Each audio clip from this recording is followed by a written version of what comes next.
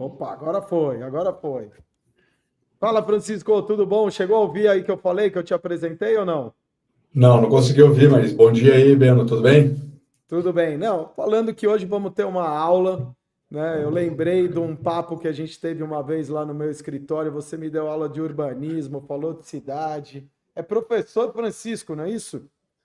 Olha, às vezes eu faço as vezes de professor, mas é mais empresário mesmo atualmente, só professor nas horas vagas. Então, conheci o Francisco na Regional Sul da BF. A BF tem várias diretorias regionais espalhadas pelo país. O Francisco é aí de Porto Alegre, né, Francisco? Porto Alegre, o sotaque não engana. Daqui a pouco ele solta um bah, né? E daí a gente vai saber. Mas Francisco é de Porto Alegre, e a gente tive o prazer de conhecer o Francisco aí, a gente fez amizade logo de cara, né, Francisco? E É depois verdade. sempre mantivemos contato. Tivemos agora há pouco, semana passada, teve a convenção da BF em Comandatuba, Francisco estava lá com o João, né, que trabalha com ele, que já me chamou também para um podcast, foi bem legal. Agora é minha maneira de retribuir e levar esse conhecimento sobre pontos comerciais, que eu sei que a Space Hunters e o Francisco, né, sabem tudo sobre isso. Mas conta um pouco, da onde você começou esse negócio vocês- que assim, você escolheu, vou trabalhar com pontos comerciais, ou você viu que era no mercado tinha alguma oportunidade para uma empresa igual a Space Hunters, que não é bem geomarketing, geolocalização, daí você explica melhor você explicando do que eu falando besteira aqui, e da Não, mas onde também. surgiu essa ideia, e eu vejo que você tem uma paixão aí todo mundo tem que ter, né? Empreendedor é louco e apaixonado, né? Então é uma paixão pelo assunto e, obviamente, pela tua empresa. Mas fala você, Francisco. Não, então, eu comecei a trabalhar com isso muito por motivos errados e também por um direcionamento certo. Qual o motivo errado? Normalmente, quando a gente abre uma empresa, a gente abre por base num problema da sociedade que a gente quer resolver. Então, assim, tem uma dor muito grande, eu vou resolver aquela dor. Na verdade, esse aí começou porque eu sabia como fazer uma técnica urbana, junto com o meu outro sócio, o Leonardo, só que eu via que tinha algum problema no mercado, mas foi muito mais assim, eu tenho a tecnologia e eu quero fazer algo com ela que eu acho que dá para ajudar na área de varejo. E por que eu fui para varejo? Eu trabalhava na Renner, eu era arquiteto de visual merchandising lá dentro, então eu via como é que a Renner fazia escolha de ponto.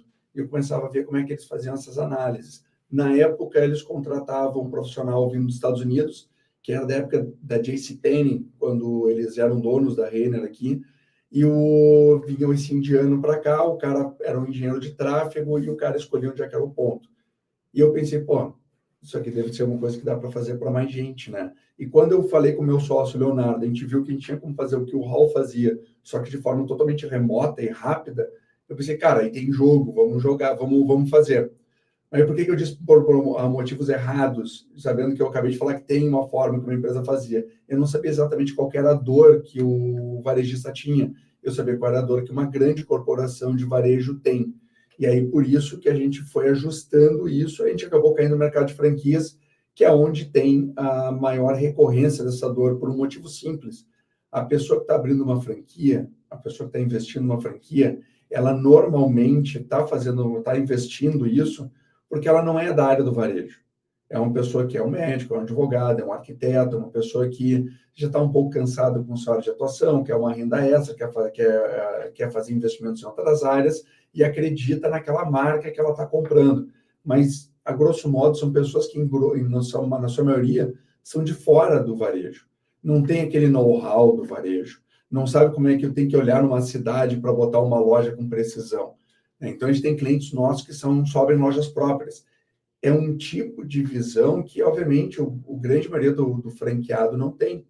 Então, a gente notou que, poxa, o ramo de franquias é interessante, porque o que eu tenho, o que eu posso entregar, é praticamente dar para a pessoa leiga um know-how que um gestor de expansão de uma grande varejista brasileira tem. E aí, com isso, a gente foi criando a empresa e foi criando as soluções, né? Isso faz 10 anos, né? Então, atualmente, graças a Deus, a empresa continua crescendo, continua se desenvolvendo e agora acessando outros mercados. Mas foi mais ou menos a ideia de onde a gente surgiu. A gente sabia como fazer uma coisa que eu achava que tinha fit com o que o mercado precisava, e graças a Deus eu estava certo no meu chute. Pô, que legal, não sabia disso, não sabia que você era arquiteto. Vou até, pô, vou abusar um pouco antes até de entrar em pontos comerciais, já que você trabalhou com visual merchandising, você sabe que eu trabalhei alguns anos atendendo a ABESP, Associação Brasileira da Indústria e Serviços do Varejo. E eles faziam encontros, e num dos encontros veio, eu não lembro se foi o Júlio Tacano, você deve conhecer o Tacano aí, que é super fera aí na área de varejo, mas veio alguém, era da Riachuelo, agora eu lembrei, alguém da Riachuelo, concorrente aí de Renner, e pela primeira vez na vida eu ouvi falar de visual merchandising. Isso deve ter mais de 10 anos, mas eu fiquei encantado, cara, porque a gente não imagina, né, a gente que é leigo, que tudo o que tem dentro de uma loja, desde a iluminação até o tapete lá na entrada, ou um manequim, etc., é pensado para experiência, estimular vendas, ser um ambiente mais agradável, enfim. Mas, pô, conta um pouco disso aí, porque eu imagino que tem um monte de gente que nunca ouviu o termo visual merchandising e não faz a menor ideia do que seja. Então, antes da gente entrar em ponto comercial, né? Isso é, o visual vem depois, né, o Francisco? Mas, pô, conta um pouquinho aí que isso é bacana do pessoal saber que isso existe e estar mais atento quando entrar numa loja de que aquilo que o varejista está fazendo, ele, pô, investiu tempo, dinheiro, sabedoria para estar lá recebendo as pessoas. Então, eu descobri visual merchandising na faculdade. Meu segundo estágio foi na Renner. Então, ganhava, acho que um pastel e uma coca na época. A Renner remunerava mal o estagiário. Eu praticamente pagava para trabalhar, mas foi demais, sim. Foi uma baita experiência. E o que acontece? A Renner eles trabalham com duas frentes que normalmente o mercado não trabalha, tá?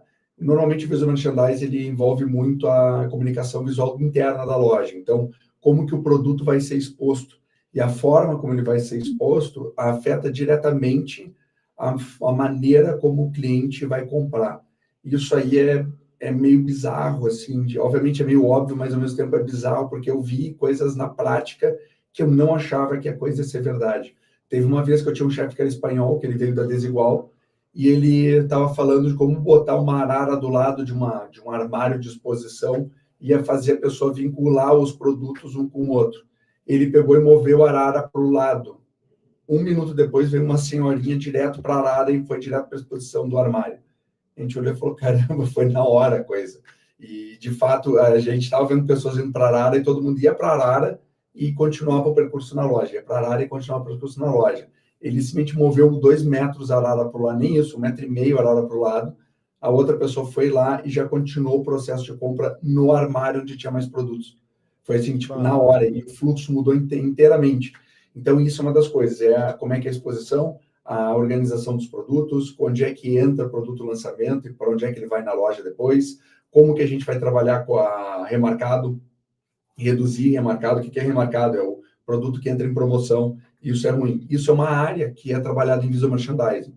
O que eu trabalhava no visual merchandising era a área de dados, que é uma área que eu também não sabia e muita gente não conhece, que é trabalhar a área de exposição ou capacidade dispositiva por venda.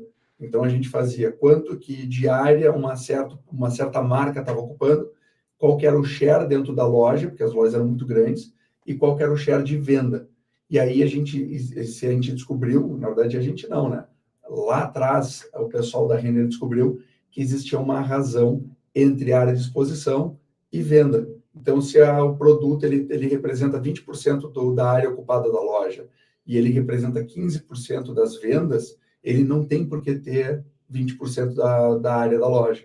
Então, essa marca deveria reduzir para dar espaço para outra marca que vende melhor. E isso adequa todo o processo de venda e aumenta as vendas da loja.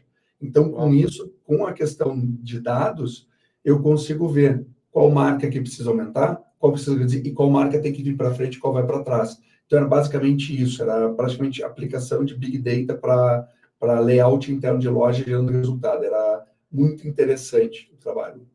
Olha aí, eu não fazia ideia disso, do quão detalhista chegava, não é só um rearranjo, né, ou de espaço, ou que nem você contou, é sensacional esse negócio aí do armário, né? talvez remete à casa, que você pega na tua casa, sei lá, é tudo psicológico, né? Neurociência, sei lá como é que fala, mas Cara, é uma entrar loucura. nisso nos dados é muito legal também. Tu começa a vincular, se eu quero vender mais roupa esportiva e tu tem do lado, tem uma marca ou tem produtos que não são, tu pode criar um storytelling entre os produtos de forma que a pessoa sai do jeans e entra em legging esportiva de maneira coesa, de forma que tu aumente o cross-selling.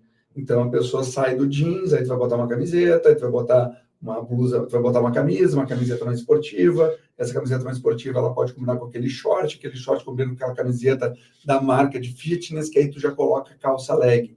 O processo, tu está vinculando um produto com o outro, então não é uma coisa quebrada. Isso faz com que a pessoa tenda a querer comprar mais. E isso funciona em quase tudo, né? Desde exposição de lanchonete, exposição de restaurante, tu tem que pensar a forma e a leitura e a clareza que a pessoa vai ter, né? Isso tem muito a ver com o que a gente faz na Space também, porque eu tinha essa bagagem teórica e prática, eu apliquei muito isso na hora de fazer avaliação de pontos para meus clientes. Ah, que legal. E falando de restaurante, há um tempo atrás você mandou lá para o portal uma matéria de ponto comercial para restaurante. Você foi bem cirúrgico, né? Falando aí sobre que é um dos maiores mercados aí, que é o de food, né? Eu acho que deve representar um terço do franchising, o Francisco, é muito grande realmente. E lá você falou o seguinte: meu sonho era abrir um bar. Você continua com esse sonho ou o Space Hunters matou esse sonho aí? Não, matou o sonho conhecer dono de bar. Quando eu comecei a conhecer dono de bar e conversar com dono de bar, o meu sonho de abrir um bar morreu. Foi meio que na hora, porque, cara, é muito. Eu não tenho os skills e eu não tenho o perfil para ser dono de bar. Eu tenho perfil para ser frequentador de bar, é diferente. Eu Bem, descobri bem que são diferente. skills totalmente diferentes. E eu já tive empresa relacionada à tecnologia de bares também. Uma época a gente criou um aparelho que fazia servimento automático de cerveja. E aí ali que eu aprendi que não, deixa o bar para final de semana, a gente trabalha com uma coisa que a gente é bom, né? Mas Mas é isso, não, ainda não. Já morreu esse sonho, graças a Deus. um a menos. Não, e tem isso, né? Tem muita gente que às vezes gosta de. Vamos pegar aí de restaurante. Ah, eu gosto de cozinhar. Ah, eu cozinho bem, vou abrir um restaurante. Gente, cozinhar para tua família, para os teus amigos, quando vem em casa é uma coisa, abrir um restaurante rotativo, almoço, jantar, o que quer que seja, delivery, né? Você citou lá na matéria, é outro bicho. Então, é muito bom fazer o que você ama, mas não é, às vezes pode matar você deixar de amar isso daí. Eu já escutei uma história uma vez de um cara que abriu um restaurante, ele falou: Beno do céu, por que que eu fui fazer isso? Eu quase que comecei a odiar cozinhar também junto, porque é outra história. Mas vamos falar de ponto comercial.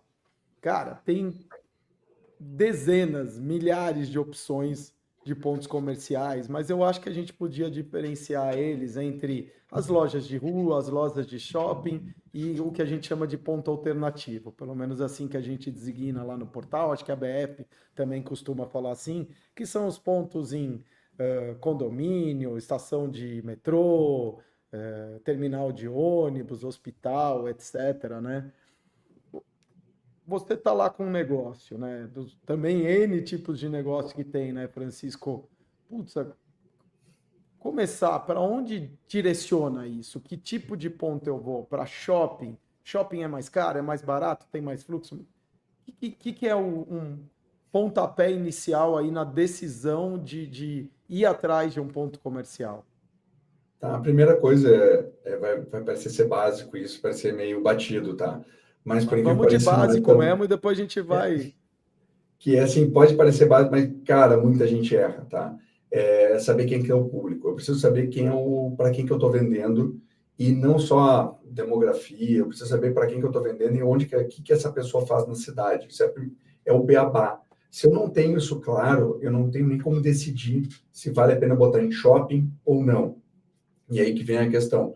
Eu estava falando com um cliente meu que está fazendo expansão nos Estados Unidos e eu comentei para ele assim, porque nos Estados Unidos eles comem milkshake no café da manhã.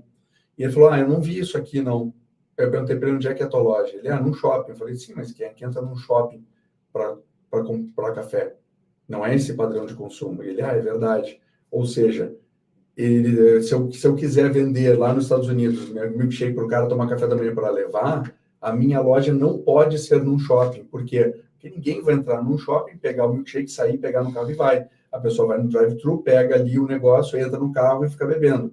Então, eu preciso entender qual que é o meu padrão, quem que é o meu cliente, qual que é o meu ticket médio, o que que eu estou resolvendo. Se for vestuário e eu quero pegar público de alta renda, bem provavelmente o meu foco de rua não seja tão assertivo quanto o meu foco no shopping. Por quê? Porque os bairros de alta renda do Brasil não são mais bairros densos, são bairros que têm uma densidade menor e a pessoa anda de carro. Se a pessoa anda de carro, não anda a pé, não tem por que eu botar loja de rua. Eu vou ter uma assertividade menor, tirando se eu estou falando de cidade do interior ou polos muito já consagrados de vestuário de moda, como Oscar Freire, Padre Chagas, entre outros. Tá? Então, isso é importante. Então, a pessoa tem que ver onde é que vai estar a minha loja. Ah, eu sou de alimentação, alta renda, eu quero abrir, por exemplo, Sorocaba. Tá? Talvez shopping seja o teu canal. Por quê?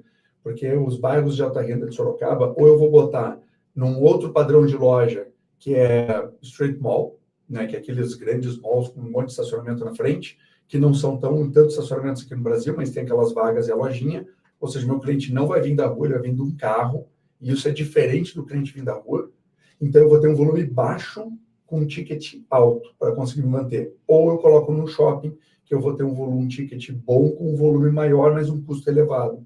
Se eu for entrar num centro de cidade com valor de Sorocaba, entrar no centro de Sorocaba com um ticket alto para pegar volume, eu quebro. Porque o público que está lá é de renda média, ou média baixa, ou média, um pouquinho alto, mas não é o volume que eu precisaria para high ticket. Então, eu preciso entender o que o meu cliente está comprando, onde é que ele compra e como é que a cidade funciona. A partir daí, eu vou começar a aprofundar. E muitas vezes, isso é normal, quando eu vou pegar uma franquia que é de São Paulo, Curitiba, Rio de Janeiro, Zona Sul do Rio de Janeiro, e vou querer implementar ela no interior do Brasil, eu vou ter que fazer alteração. Tá? Então, uma franquia de café to go, né, que a gente tem várias ainda no mercado, elas não, tu não pode só botar um café tipo pequenininho, que nem uma The Coffee tem, fazendo jabá aqui, mas assim, que nem aquelas pequenininhas, o cara pega o café e vai andando. Em Erechim, Passo Fundo, Chapecó, são cidades do interior norte, do Rio Grande do Sul, oeste, Santa Catarina, não funcionaria, mas Maringá talvez não teria também tanta facilidade, tirando alguns distritos. Então, tem que entender o meu produto, quem é o meu cliente e o estágio da vida do meu cliente, estágio do dia que o meu cliente está. Entendendo isso, aí eu vou poder identificar aqui o que eu tenho que ver na minha cidade. Ou seja, independente de ter fluxo ou não, e o fluxo pode ser um fluxo, que nem você falou, da pessoa chegando de carro, né? Destino, não que ela está passando a pé, né? O que importa é o público que está lá. Quem é que passa lá? Se está adequado com o teu tipo de produto, serviço, o que quer que seja, né? Exato. Eu preciso, antes de mais nada, aprofundar bem o que eu estou vendendo. E, cara, isso aí também é importante para quem está comprando franquia, tá?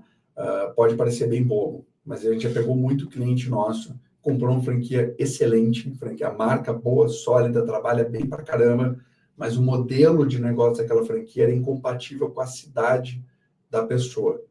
Às vezes, assim, tá, mas é que já tem uma franquia que performa bem na minha cidade, ali no centro. E aí, por isso que eu tenho que analisar bem, porque já tem e está no centro, e tu não vai estar no centro, porque tem área de exclusão daquele franqueado. Tu não pode ficar na mesma área que ele, dependendo do contrato que a franquia tem. Então, isso é muito importante. A gente se despir um pouco do nosso wishful thinking, assim, da nossa, nossos, digamos assim, otimismo, e começar a analisar friamente essa franquia, com esse posicionamento, com um cliente que eu sei que eu tenho nessa cidade, comporta aqui, ou talvez seja interessante eu ter que buscar uma outra marca para entrar nessa praça. Você sabe, Francisco, que no portal, mesmo aqui no Insta, o pessoal que está com a gente aqui no Insta, a gente tem muita procura de pessoas de cidades pequenas ou cidades do interior, né? Do interior do Brasil. Ou seja, grandes capitais já têm marcas que já não tem nem como crescer.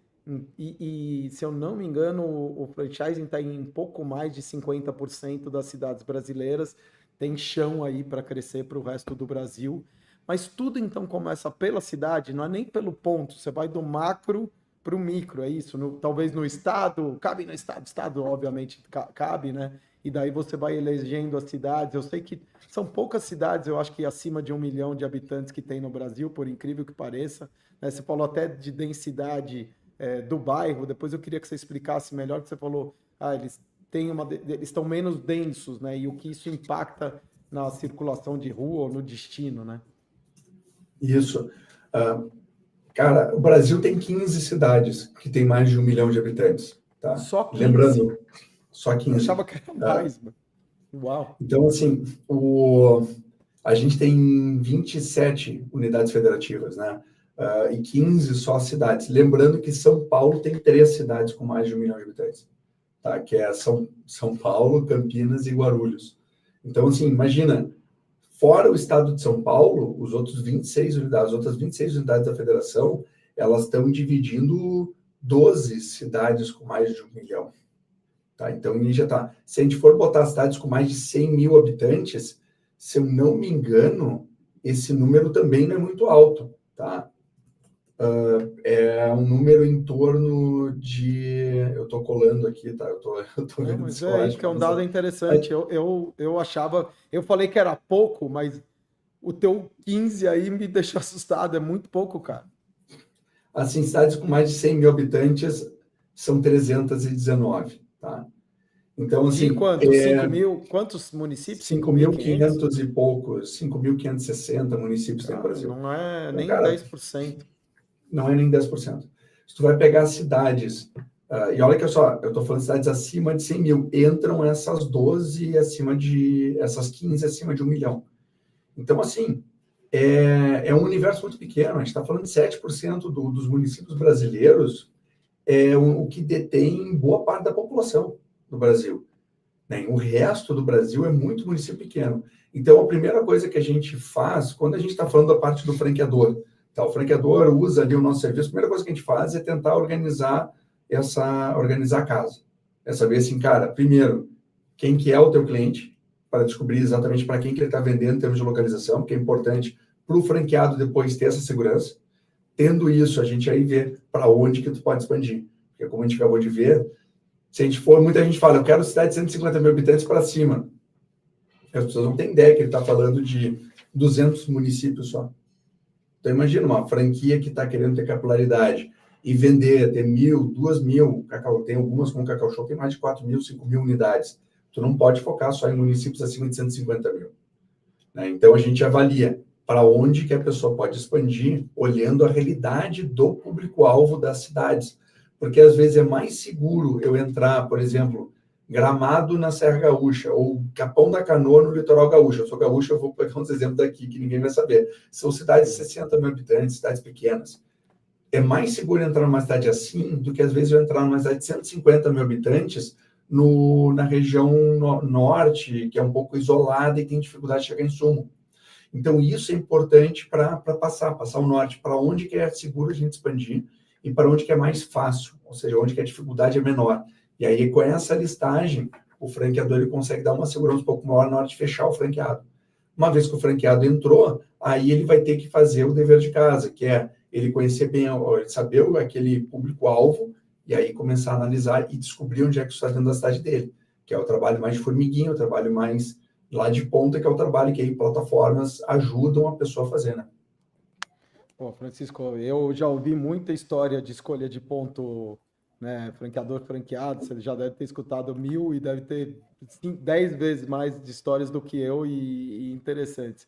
Mas eu vejo que hoje a maioria dos franqueadores, ele fecha o contrato sem a pessoa ter o ponto comercial, porque é uma garantia para ele, porque tem muita gente que desiste nesse processo, depois...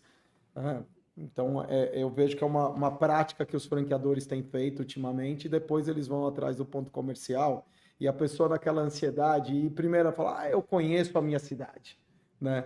E daí ela fala, não, vamos abrir aqui, e ele vem com a Space Hunters ou outro serviço qualquer aí, ele ajuda, ele dá todo o suporte na escolha do ponto comercial e começa, às vezes, muitas vezes, o embate entre franqueador e franqueado, um no achismo, digamos assim, sem um conhecimento técnico, e o outro apontando, né?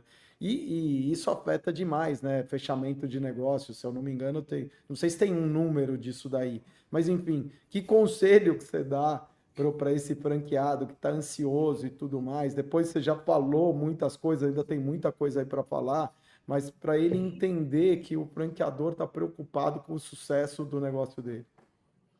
É, ele tem que entender que para o franqueador não compensa o negócio não dar certo.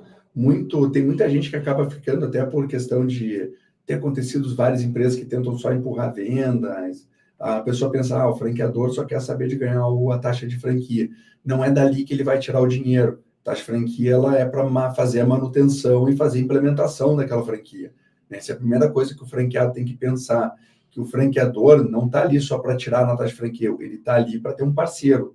Né? Tanto é que eu já ouvi gente da BF falando, e eu concordo, acho que foi o Júlio Segala, que é do Kumon, ele disse, a gente não vende franquia, a gente busca parceiros. Né? Então, você está buscando uma pessoa que está contando para abrir a marca junto contigo, acreditando na tua marca, acreditando no teu sonho. É um parceiro, tu não está vendendo uma franquia. Está incorporando um novo parceiro dentro da tua rede. Então, a pessoa ele tem que entender, a franqueadora tem os maiores interesses para que isso dê certo. Né? E aí que vem a questão, é um trabalho de mão dupla. A franqueadora ela vai ter o seu know-how, ela vai ter uma plataforma, ou ela vai ter uma pessoa que é muito experiente, que ela julga ser muito experiente dentro daquela área, ou ela vai ter um processo para a escolha do ponto. E por que é mão dupla? Porque a plataforma ela vai até certo ponto, tá? Todas elas. Eu vou fazendo o jabá nossa, ela extrapola um pouquinho esse ponto, mas todas elas têm um limite, que é como é que a cidade funciona. Então, a gente calcula como a cidade funciona e consegue explicar, mas tem certas coisas que é o morador só que vai poder dizer. É aquele cara que está abrindo a franquia, o franqueado, o cara que está na cidade, ele vai saber, não, nessa rua o pessoal não vai até às 8 horas, não vai até às 6 horas da tarde, porque tem uma outra rua onde tem os barzinhos. O pessoal sai daqui e vai para aquela rua que tem barzinho. Isso são umas nuances. Então, é importante o franqueado, ele passar as nuances de como é que ele entende que a cidade funciona. Isso é super importante. Ao mesmo tempo, ele tem que estar com a cabeça aberta para que o franqueador passe as informações daquilo que ele tem da expertise dele. Porque se os dois abrirem bem a cabeça e os dois trabalharem em conjunto, a escolha do ponto é mais tranquila.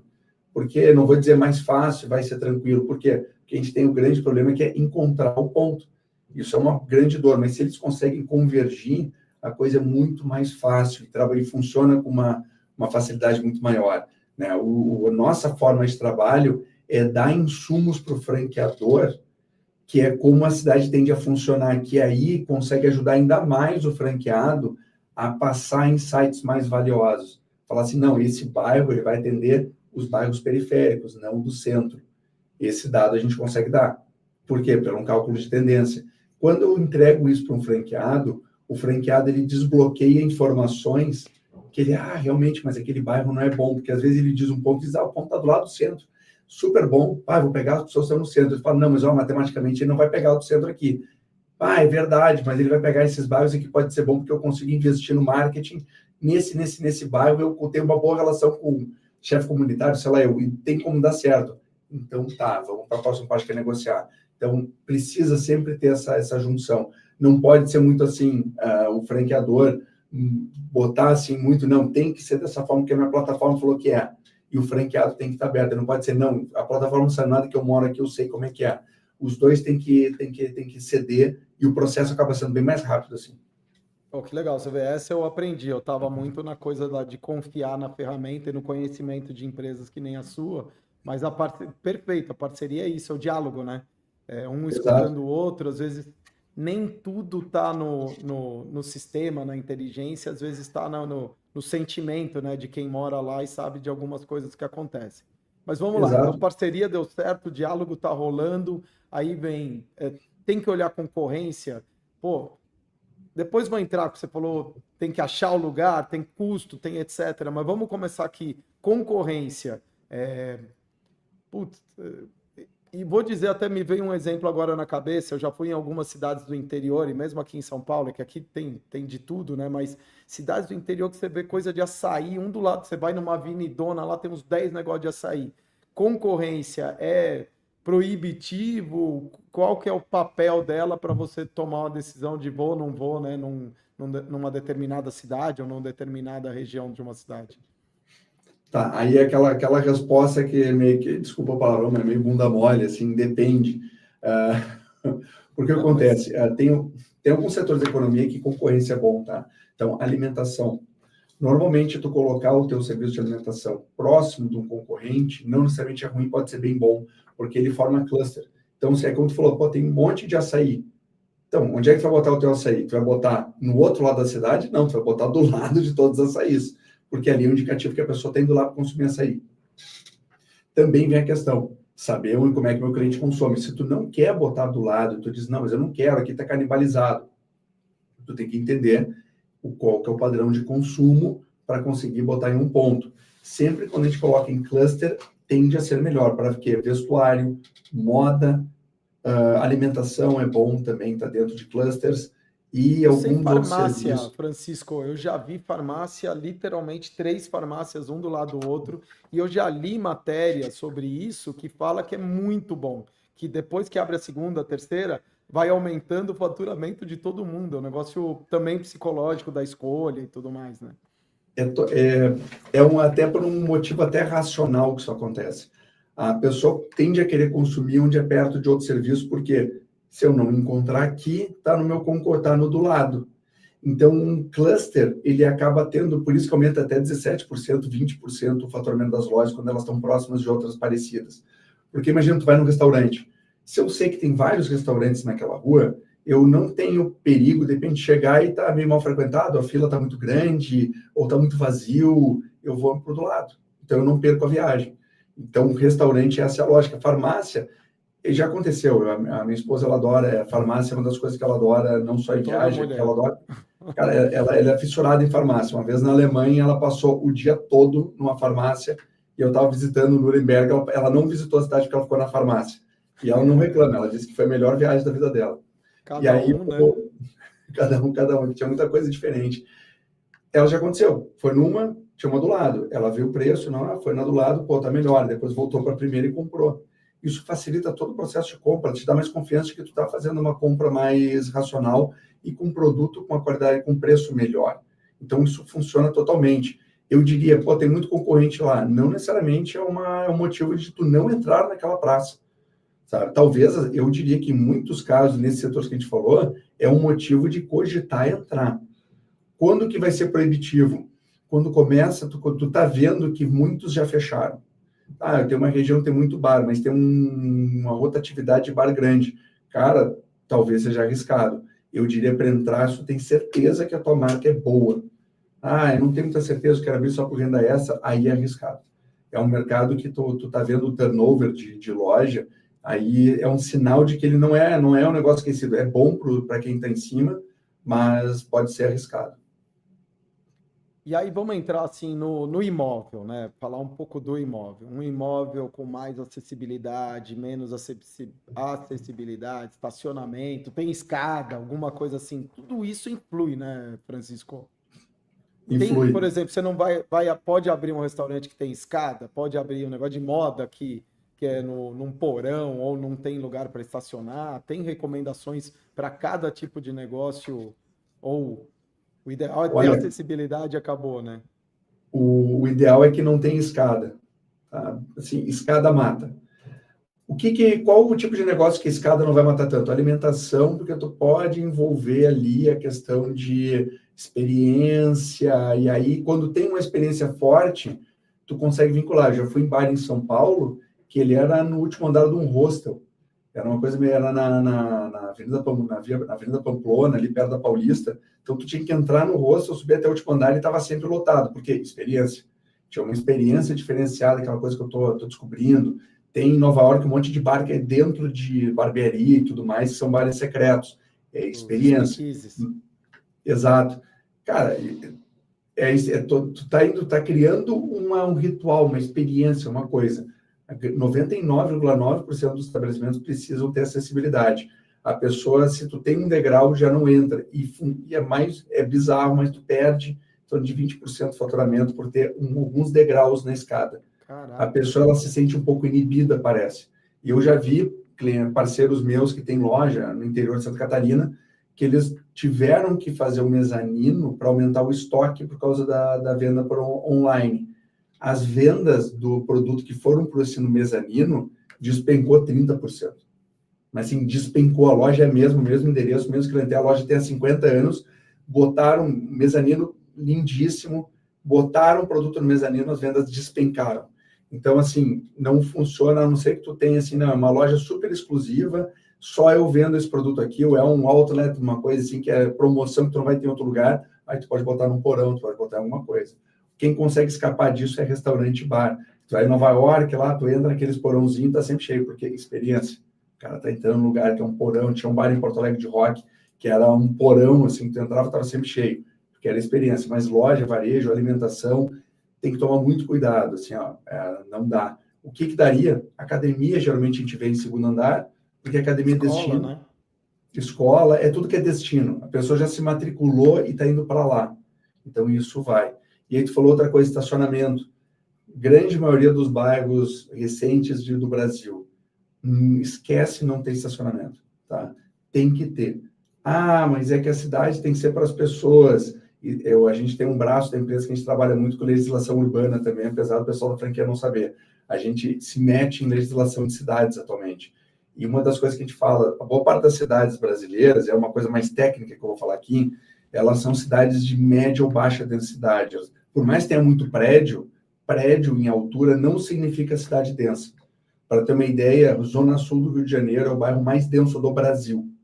Tá? Ele ainda assim é menos denso que Barcelona, na Espanha, que não tem prédios tão altos. Barcelona é 3 a 4 vezes mais densa que uma cidade média brasileira. Então, Barcelona funciona um monte de comércio na quadra. Se eu for ter, não preciso de carro em Barcelona, tanto que eles estão fechando rua para carro. Eu não posso replicar isso no Brasil. Não tem densidade no Brasil o suficiente. Então, tem uma questão que eu acho que é uma armadilha que acontece em São Paulo. É um monte de prédio novo, cheio de loja na base. Aquelas lojas não estão lá porque a rua tem viabilidade para a loja. Aquelas lojas estão lá porque o prédio construiu loja para liberar a área construtiva. Ou seja, não tem densidade para aquelas lojas se preencherem. Então, vai ter muita loja que tem um turnover alto nesse aí, mas pô, o prédio é novo, cheio de lojinha na base. Mas é a Yangel, que é um urbanista famoso, falou cidade de 15 minutos. Mas para cidade de 15 minutos, tem que ter uma cidade mais densa, tem que ter uma estrutura urbana diferente do que a gente tem. Então, tem que tomar cuidado. A maioria da cidade de São Paulo vai ter que ter alguma facilidade de estacionamento ou proximidade com o metrô. Né? Agora eu vou para Sorocaba, vou para Jundiaí, é interessante ter facilidade de estacionamento. Pode ver que zonas mais afastadas de Sorocaba é um monte de street mall, Jundiaí é um monte de street mall, ou estacionamento, por quê? Porque senão o comércio não gira. Então isso é importante, estacionamento é bom. Agora, as zonas centrais, 25 de março, próximo ali do centro de São Paulo, 25 de março, tem um monte de gente, é muito denso, a densidade ali é 2 vezes maior que a dos Jardins. Então ali funciona. Mesmo a região próxima da Paulista, ela é mais densa que a Faria Lima, por exemplo. Então, Faria Lima, tu não vê o tipo de loja que tem na Paulista, porque é tipo de cidade. Isso é importante. Aí é mais rarefeito, muito prédio novo, tu vê que um prédio bem afastado da torre do outro, tem que ter carro.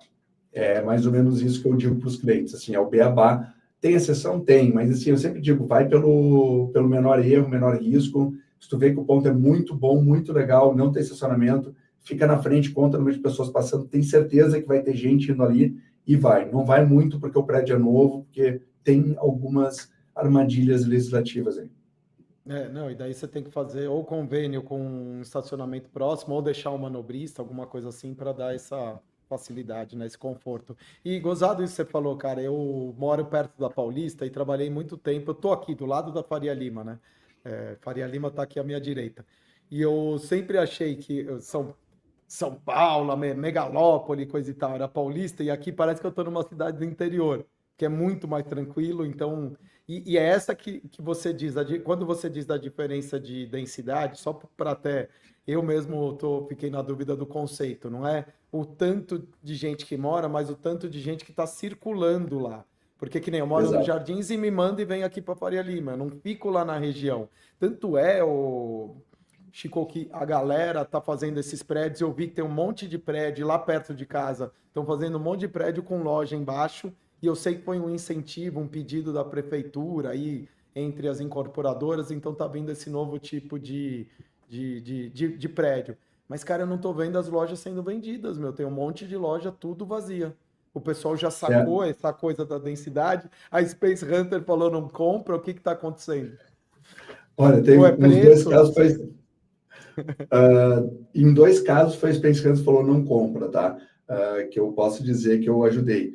Mas é a questão, porque assim, isso que eu estou te falando, eu estou falando com uma questão técnica de quem estuda a Sim, sim. cidade. Por isso, explica Mas o morador, um pouco melhor o lance da densidade para ficar é, claro aí para todo mundo. então, densidade é literalmente quantas pessoas conseguem morar por metro quadrado, por quilômetro Tá. quadrado.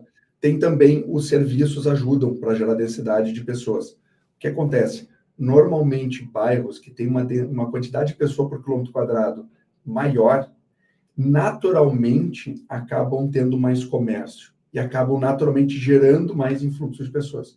Por isso que Zona Sul do Rio de Janeiro tem tanto comércio, tem um monte de lojinha, bar, restaurante, tudo acontecendo em tudo que é rua, porque é muita gente morando.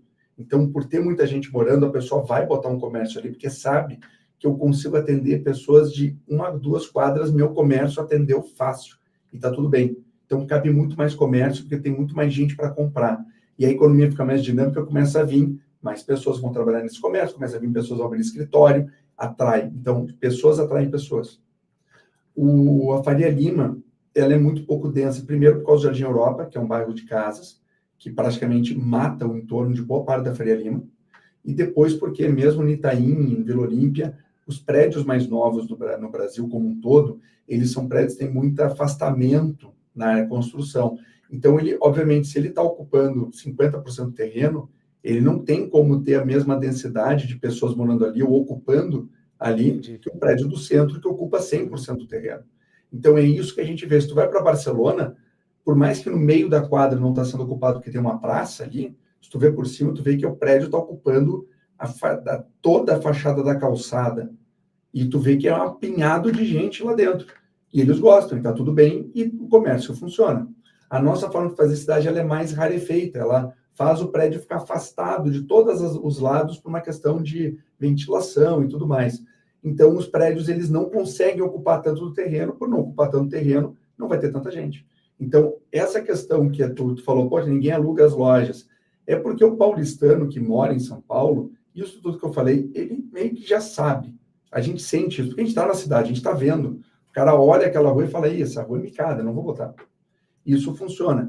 Então, é aquela questão que muitas vezes a gente tem uma lei com boas intenções, a intenção dessa lei é para criar o que eles chamam de fachada ativa, que é ter uma fachada que tem movimentação e tem gente, só que tem que combinar com os russos isso, tem que combinar com todos os outros fatores urbanos, não é só botar loja e vai vir gente.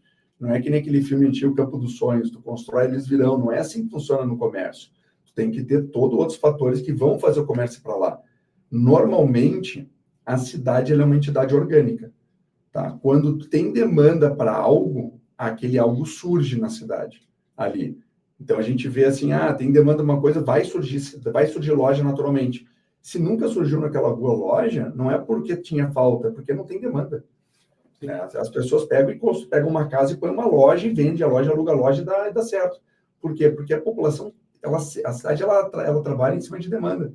Então, esse é o problema. Assim, não é porque foi feita uma lei que aquilo vai começar a funcionar. Tem que analisar. E aí eu digo, por isso que eu disse lá atrás, é importante o instinto do franqueado. Porque a plataforma, mesmo a nossa plataforma, explica essas tendências urbanas. Eu consigo sentar e explicar essa tendência que eu te falei pela minha plataforma. Mas eu preciso ouvir o instinto do morador. Porque às vezes ele vai falar, não, mas Chico, eu entendi, faz sentido, mas as pessoas têm um bar aqui que é uma droga, as pessoas vão para aquele outro. E isso muda a dinâmica daquela região. Aí eu, junto com a tendência, junto com os dados, a gente consegue tomar uma decisão mais precisa. Por isso que a tendência é boa, porque isso que tu falou é ouro. É ouro para alguém que vai fazer a localização. Os dados são ótimos. Não, houve que o cara falou, nenhuma loja abre aqui. Essa informação, ela vale muito. Perfeito. E, Francisco, o custo, o que é tem um valor, assim, dentro do faturamento estimado do negócio, né? O negócio não abriu, mas no caso de franquia, a gente sabe mais ou menos o faturamento estimado da rede, pega lá pela média, ela vai faturar, sei lá, 100 mil reais por mês. Dá para pegar um ponto por 30 mil, 20 mil, tem que ser 5 mil, 10 mil. como é que se negocia essa locação aí para você não virar um refém de um lugar que tem as condições ideais, mas o teu negócio não paga ele, então também não adianta, né?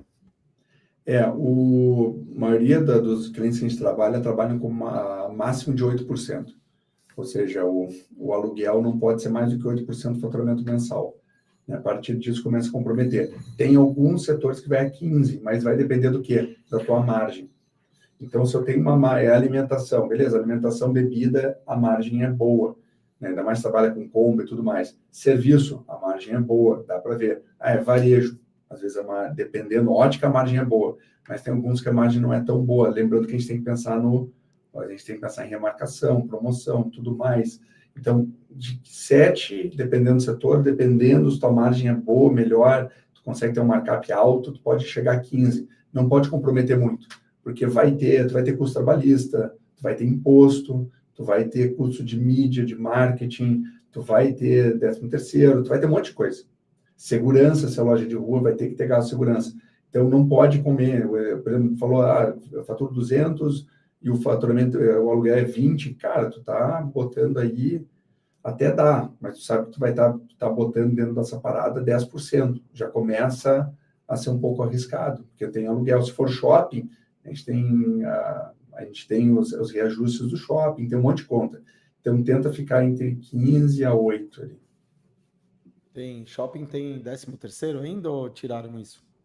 Acho que ainda tem alguns, dependendo da negociação, e shopping tem o extra de Natal, tem o extra de Dia das Mães, tem o extra de algumas datas comemorativas, né, da questão do condomínio também, que é bem pesado. Bem diferente. Então, assim, não dá também para ser o contrário. Estimado lá, vamos continuar com 100 mil reais, porque fica fácil de fazer a conta. E daí você vê lá um imóvel que é 5 conto. Fala, pô, 5 conto, vamos pegar. Vale a pena fazer Tá isso, assim, Francisco? Depois de tá tudo que a gente assim, falou aqui, estamos quase, mais um pouco vai dar 1 hora que nós estamos falando aqui. Aí vem o cara falando, não, cara. pô, vi um imóvel lá, 5 conto, eu negociei com o cara, ele vai me dar 3 meses para fazer a reforma. Vale a Olha, pena? se pela média da rede, por aquele tipo de localização que a rede está buscando, tem como ter uma média de 100 mil, cara, 5 mil vale. Na mais tu vai conseguir uma negociação boa, então vale a pena, você está falando de menos de 5%. Então dá, só que tem que entender por que o cara baixou tanto o preço, como é que está a localização, e é por isso que a gente fala, primeira coisa que a gente faz, não dá só pegar assim, quanto que a minha rede vai faturar? Ótica, beleza, vai faturar tanto porque está aqui o dado demográfico. Cara, tua ótica tem uma realidade diferente da ótica do concorrente, tem um posicionamento diferente. A gente tem 3 clientes de ótica na nossa empresa. Elas são completamente diferentes uma da outra em termos de posicionamento de marca. Elas pegam públicos diferentes, produto é o mesmo, mas sim, públicos diferentes, posicionamento diferente. Então, eu preciso ver como é que a rede funciona, aquele tipo de bairro, aquele tipo de localização, como é que ela está, e correlacionar com a realidade da rede. Se falar assim, cara, nesse tipo de localização a gente já tem, sabe que pode dar, fazendo essas estratégias, esse caso que tu falou é um caso que eu diria vai fundo, é seguro. Então, mas é o famoso desde que o resto, né, de tudo isso que a gente falou desde que a gente começou essa live aqui, pô, se vale a pena, Exato. né? Está numa Que, é- tremenda que, roubada, concorrência, não tem fluxo, tá? É um tipo de serviço de alto padrão num bairro mais que não é alto padrão, e aí vai, né? O 5 conto é bem-vindo, desde, né? exato, Vou aí, voltar no teu depende. Na verdade, tudo que a gente fala na vida é meio depende, né? Tem que exato. parar e pensar, né? E tomar uma Mas decisão. um exemplo bom, tá? Vila Leopoldina, em São Paulo, é um bairro que, se for pegar a renda do bairro, é boa. Mas todo mundo que eu já fiz estudo, e eu sei o motivo, tá? Mas todo mundo que eu já fiz estudo, já conversei, já teve loja lá, eles falam: pô, eu boto loja aqui, meu público não é de alta renda, meu público tem uma renda menor. Por quê? A pessoa de Vila Leopoldina não consome necessariamente na Vila Leopoldina no seu final de semana para o serviço de bairro. Isso acontece por quê? Porque matematicamente ela está numa zona menos bem localizada. Então, zonas piores localizadas, a população tende a sempre consumir em regiões matematicamente mais centrais. Então, Vila Leopoldina, ela é na região de órbita de Pinheiros, Itaim. Então, a pessoa tem facilidade para esses bairros para consumir. O contrário não vai acontecer. Agora, quem é que Vila Leopoldina pega? Osasco. Então, vem com maior facilidade a população daquela região metropolitana. Não é assim, é a região comercial de Osasco, não é isso que eu estou dizendo, tende a pegar. Então, ela acaba tendo um fluxo um pouco menor se tu quer pegar um público mais qualificado. Em alguns casos, isso acaba acontecendo. Então, assim, os dados são excelentes, tem que entender a dinâmica da cidade. Por isso que eu disse, aquele negócio depende. Então, assim, botei os dados, é parecido, vamos ver a dinâmica, por isso que vamos falar com o cliente. Quem não tem uma plataforma como a minha, ou não tem um serviço como o meu, não precisa, né? Obviamente seria muito bom me contratar, mas não necessariamente precisa me contratar. Uma coisa que eu sempre falo para meus clientes que são conhecidos, amigos meus, ou que estão querendo abrir uma franquia e que não tem grana para contratar uma empresa, eu digo, cara, avalia, entende isso, entende como é que são as tendências da cidade. Aquilo que está me falando é isso, é essa tendência. Avalie esse critério. Por exemplo, está sendo muita construção naquela região. Matematicamente, aquela é uma zona de alta concentração. Então, aquilo tem tendência de evoluir. Então, ali eu vou começar a olhar com outros olhos. Onde é que está o comércio de bairro ali? Começo a olhar onde naturalmente forma o comércio de bairro. Ali é onde eu tenho uma zona que é centro daquela região matematicamente. Começa a entender quem é que está comprando lá, onde é que tu compra se tu mora no bairro, mora no Vila Leopoldina, onde é que tu compra normalmente, onde para ti é fácil, por que aquela pessoa daquele bairro que é fácil não necessariamente vem para o teu para comprar, então significa que tu está num bairro mais periférico, existe essa tendência. Então, tudo isso que a gente calcula é o que a pessoa sente. Se a gente educar bem como que a pessoa sente, ela puder organizar isso, automaticamente ela vai conseguir tomar uma decisão mais precisa também. Falou aí de Pinheiros, né, que é próximo aqui da Vila Madalena, Vila Leopoldina aqui em São Paulo, me veio uma coisa, se eu não me engano, ano passado começou, ou há uns 2 anos atrás deve ter começado, mais de 40 empreendimentos imobiliários em Pinheiros, boa parte deles aqui perto na Rebouças estão prontos, e não é só imóvel residencial, Francisco, tem muita coisa, e gigantesca, cara, eu nunca vi uns prédios tão grandes de imóveis comerciais, né? Como veio o metrô, né? Tem a estação de metrô, acho que começou a concentrar, tinha um monte de eram lojas, casas gigantescas na Rebouças que tinham virado comércio, e essas casas derrubaram tudo e construíram prédios. Ainda deve ter uma meia dúzia de prédios só na Rebouças, fora para dentro de Pinheiros. Isso muda completamente o que é uma região, principalmente pelos imóveis comerciais, imagino eu, porque está trazendo um fluxo de gente de todos os lugares de São Paulo para vir trabalhar, e ela vai consumir comida, roupa, depilação lá, que é um negócio que eu tenho aqui no Itaim, vai consumir dentista, tudo muda. Exato. E aí que está o negócio, a cidade, quanto mais gente está no lugar, isso vai mudar a forma como essa cidade funciona. Então, não necessariamente a região, digamos assim, você estava falando Vila Leopoldina, beleza. Ela é mais rarefeita, então se ficar nunca vai dar certo começar a lá, não. Se tu começar a densificar aquele bairro e botar assim, agora aqui pode construir a Bangu. Esquece qualquer regulamento, o céu é o limite, e se tu quiser constrói que nem Nova York, em cima constrói na área aérea do terreno do vizinho.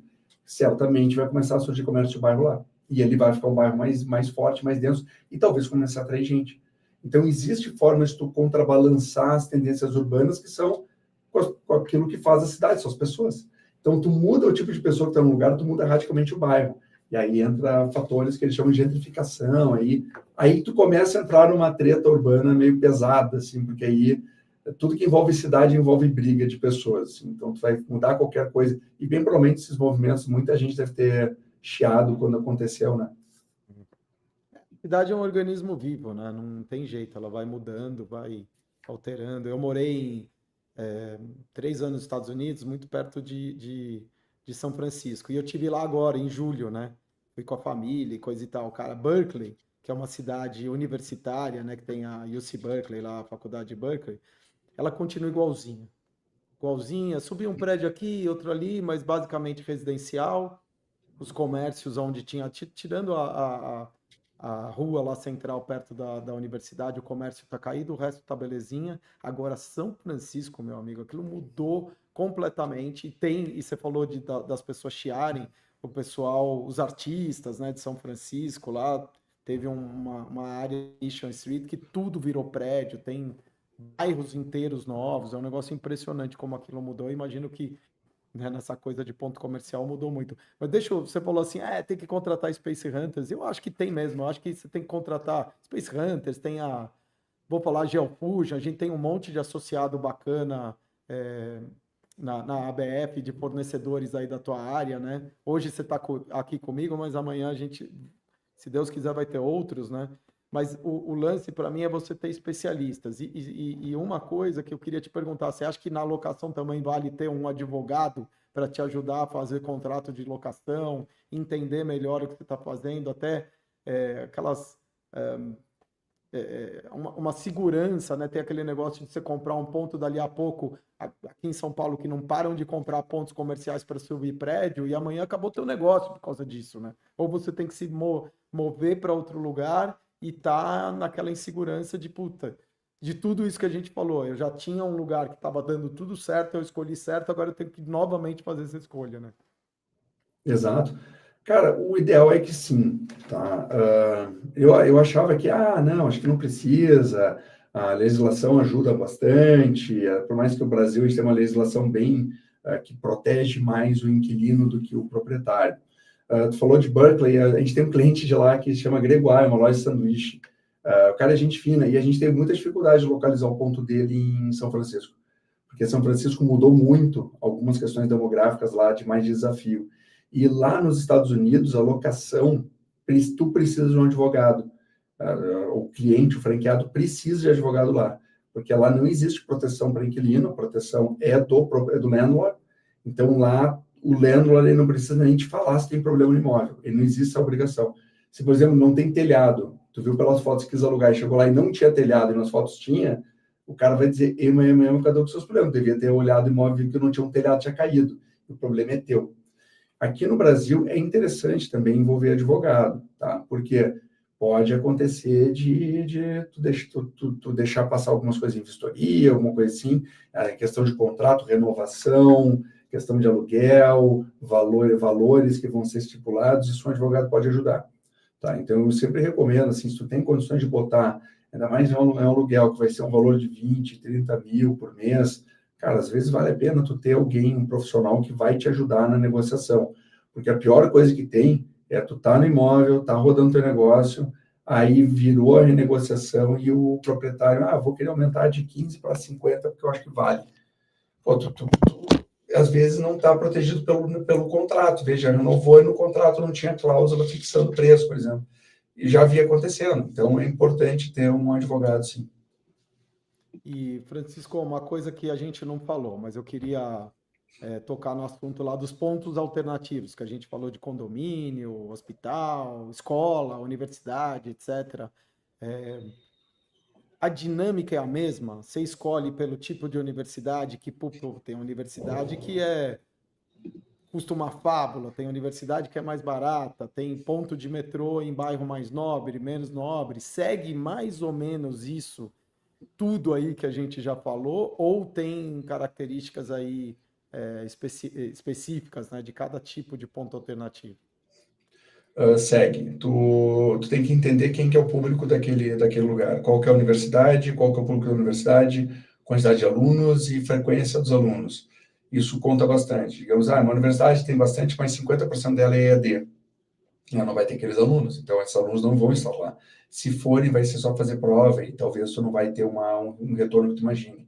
A gente já fez avaliação de ponto em um hospital. Então, o hospital, ele ajuda a identificar o bairro onde ele está, por exemplo. Porque se é um hospital que está localizado no bairro nobre, bem provavelmente esse hospital é nobre. Ele vai ter um público mais qualificado, ele vai ter uma renda boa, e aí também vê o tamanho do hospital. Mais importante, o tamanho do corpo clínico, porque o corpo clínico acaba tendo uma renda maior, e são pessoas que acabam ficando muito tempo dentro do hospital, então eles que provavelmente vão consumir com uma frequência maior do que necessariamente quem está visitando o paciente. Condomínio, é importante a gente avaliar condomínio, o tamanho do condomínio, a renda, o tamanho dos apartamentos, o preço médio dos apartamentos, qualidade de acabamento dos apartamentos. Isso vai identificar até o tipo de franquia que eu vou botar e o tipo de produto que eu vou colocar ali dentro. E também qual que é o bairro. Poxa, eu vou botar um mini mercado num condomínio ali na Vila Madalena, que é grande, o condomínio, vou botar um que é especializado em carne para churrasco e cerveja. Cara, provavelmente o Vila Madalena ela é mais conhecida por ter um público que é mais adepto, de repente, de produtos mais naturais, tudo mais. Não necessariamente pode dar certo, mas não necessariamente possa ser o ideal. O ideal é entender, de repente, um mercado que tenha produtos mais, não só daquilo para churrasco, mas também que tenha um produto mais vegano, coisas de raw foods e tudo mais. Tu vai conseguir ter talvez um ganho melhor. Então, entender qual que é o tipo de realidade do bairro, qual o tamanho, tu consegue ter um resultado melhor. Né? O ponto alternativo ele tem vários desafios, porque não adianta só olhar dado da plataforma de marketing. Ponto alternativo, tu vai ter que pegar os dados do empreendimento onde tu quer entrar e observar o empreendimento. Porque lembra, muitas vezes, assim, ainda mais estou falando de condomínio, muitas vezes o condomínio, se está no início, ele vai demorar para tracionar. Ah, é um prédio enorme, tem 200 apartamentos, bom padrão, estúdios, pô, ali é top. Dá para botar o mercado? Dá. Mas tá ciente que se o prédio recém está pronto, vai demorar para ele estar com toda essa população, porque as pessoas vão alugar, as pessoas vão revender, tem muita gente que compra para investimento, vai botar B&B, tem que reformar, tem que deixar pronto. Isso tudo tem uma maturação do prédio. Então, eu diria que tem que observar vários fatores. Se é alternativo, pega e entra com os dados específicos, visita, fica olhando um hospital, vê como é que é o giro, porque às vezes dentro do hospital vai mudar radicalmente o público que tu vai pegar. Ah, eu quero pegar os médicos, às vezes, então coloca dentro do bloco. Ah, eu quero uma vending machine, tem muita gente que pega isso. Ah, eu quero pegar os visitantes, então coloca na área comum. Tu sabe que a área comum, bem provavelmente, tu não vai pegar necessariamente tanto médico fazendo plantão, porque às vezes o médico já está estafado quando sai do plantão e vai só cair para casa. Né? Então, a gente tem que analisar bem como é que funciona essa dinâmica. Ah, legal. Você vê, no fim, você falou de público, acho que umas 100 vezes. Eu acho que é uma das coisas. E vou dizer, para mim também foi um aprendizado. Não sempre achava várias coisas, fluxo, fluxo, fluxo, mas pô, fluxo sem o público adequado, né? Não adianta. Exato. Então, eu acho que o franqueador entendendo quem é o público dele, passando isso para o franqueado, depois escolher o ponto, eu acho que fundamental, talvez vou pôr aqui do meu entendimento depois desse papo contigo, o Francisco é público, cara. Né? Fluxo por fluxo, né? Às vezes o cara entra, tem franqueado ou franqueador, às vezes com uma loja própria que entra só para garantir o ponto. Que nem você dá um exemplo do condomínio, né? Pô, um condomínio bacana, tem tudo a ver, ele sabe que vai demorar, mas ele quer garantir aquele ponto, ele vai lá e pá, ele banca, sabendo que vai demorar e tudo mais, né? Exato. Então, vale a pena, às vezes, se o condomínio é grande, vale a pena esperar. E aí, tu falou assim, fluxo. Muita gente fala de fluxo. Se fosse fluxo, a única coisa que compensaria estaria cheio de lojas só na Marginal Tietê e Pinheiros, né? Não é o que acontece. Ou no Maracanã, né? Aí tá bom, né? Pelo menos o fluxo para um pouco ali, né? Mas é porque, ó, você vê, me veio outra coisa na cabeça. O aeroporto, eu acho que deve ser um dos pontos comerciais mais caros que tem, né? Se eu não me É, engano. Eu sempre escuto, muito caro, muito caro, muito caro, mas todo mundo querendo entrar aqui entre nós. Por quê? Porra, é um público legal, não é todo mundo que tem dinheiro para viajar. E óbvio, tem viagens internacionais, nacionais, então tem público de tudo. Tem o cara que parcela em 1000 vezes, que nem eu, mas tem de tudo, né? E o lance é que você fica muito tempo no aeroporto. Dificilmente você. Eu mesmo, a gente foi lá para a convenção da Bahia, eu perdi o voo, fiquei 7 horas no aeroporto. Tomei café, comprei livro, comprei água, almocei, fui na sala, entendeu? Não, pô, fiquei consumindo lá, porque não tinha o que fazer, né? exato. O aeroporto é um bom lugar. Eu também sempre caio nessa, sempre tomo um café, tipo, antes do voo, dá aquela vontade, vou lá, tomo um cafezinho, mas eu nem tô com sono, nem tô com fome, mas é importante, eu me sinto melhor, passa o tempo. Né? Então, o aeroporto é pouco qualificado, tudo no mesmo lugar e todo mundo meio entediado. Né? Tirando quem está na área VIP, geralmente o aeroporto é um lugar bem ruim de ficar aguardando, assim, é um lugar bem propício a pessoa querer fazer qualquer coisa e comprar, libera ali acho que libera ali os hormônios que a pessoa libera quando ela come, se sente um pouco melhor, acho que o aeroporto acaba sendo um ponto bom. Né? Mas, ao mesmo tempo, o fluxo não é tão alto dentro da loja que justifica os valores serem tão altos nas coisas de aeroporto. Né? Então, o pão de queijo, se o fluxo fosse tão intenso, o pão de queijo não custaria R$ 20, né? Então, nem tem isso. Ah, outra coisa que eu não pensei. Achava que era basicamente por causa do custo, né? Bom, deve ser uma boa parcela, né? Mas se Né? O tivesse. custo é alto, assim, justamente pelo custo ser alto e o volume não ser tão grande. Óbvio que também tem a questão de que tu tá dentro do aeroporto, se tu não quer comer, tu não vai, né? Então, tu tem o custo de oportunidade, é ali que tu vai poder comer, então isso também aumenta o preço. Não vamos ser ingênuos também, pessoa, também porque tu tá obrigado Sim, ali. só tem lá, Mas, né? Escassez. exato, escassez, né? E fora o Mas, cara fica assim, 24 horas lá, deve ter um custo operacional muito alto, equipe e tudo mais, né? exato, Alguns então, comércios, não todos, mas o de café, restaurante, eu acho que trabalha muito tempo lá. uhum. Então isso é uma coisa também de Francisco, se observar. estamos aqui chegando no final, vou deixar aí, é bom sempre ter a dica do especialista, o cara que sabe tudo aí de pontos comerciais. Se fosse dar uma dica para o cara que está ouvindo a gente agora aí e tá lá, digamos que ele já sabe qual franquia comprar, ou se tiver até alguma dica de como ele escolhe a franquia, porque geralmente é tanta marca que o pessoal fica até perdido, né? Vem a insegurança junto, são muitas emoções, como diria o rei. Mas fala para esse povo aí dá o teu recado aí para quem está procurando uma franquia e para encontrar a franquia ideal e, obviamente, o ponto ideal, né? Exato. Então, a primeira coisa, a franquia sempre tem que ter uma relação com a gente forte. A cultura da franquia tem que estar alinhada com a nossa cultura pessoal. Então, pensar quem que é essa franquia, quais são os valores dela? São parecidos com os meus valores? O produto é uma coisa que eu teria tesão de seguir com isso? É o básico. Segundo, o modelo de negócio da franquia é adequada com onde eu espero botar a minha franquia? Isso é absurdamente importante. Porque lembra que eu falei, público, qual o público padrão de consumo, o estado da vida e como é que teu bairro funciona. Muita gente, eu já vi, muita gente comprou franquia porque gosta da marca, mas onde ela vive não é adequado. Então, aí fica naquele negócio, ficar 6 meses, 7 meses esperando o ponto, vai ter que ir para outro bairro, aí fica aquele... Imagina, a pessoa vai mudar de bairro para atuar em São Paulo, pegar congestionamento, é muito complicado. Então, tenha certeza, que o lugar onde tu mora é adequado, o teu público de onde está perto é adequado para a franquia, o público que ela está pegando está de acordo, e ela tem valores similares aos teus. Né? Então, junta tudo isso, a tendência é que dê bom. Lembrando, a gente está comprando franquia para trabalhar para a franquia também. A gente vai ter trabalho, não é investir e deixar a coisa rolando. A gente tem que ficar em cima.